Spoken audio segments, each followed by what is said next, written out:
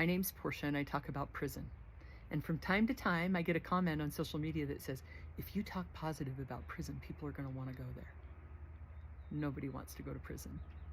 I spent 5 years in federal prison for real estate fraud, and I fought in every way possible to avoid going to prison for so many reasons. One, I was terrified of who I would even become if I went to prison, how I could recover from that.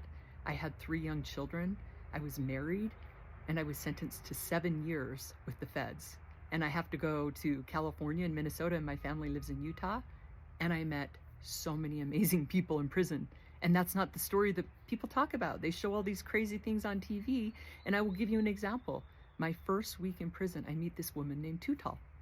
She is a 6'2" Black woman. That's why they call her Too Tall, right? Who grew up in poverty in the projects, who was a single mother with a son working at Burger King, and started dealing drugs just to survive.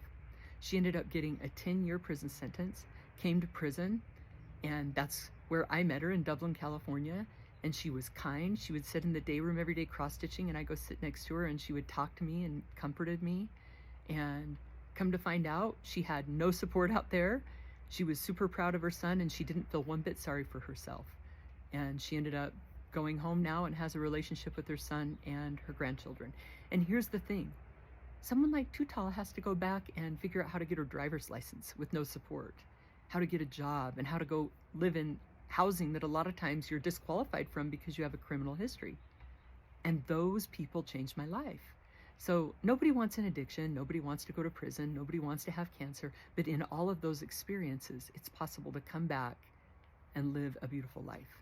And that's why I talk about prison.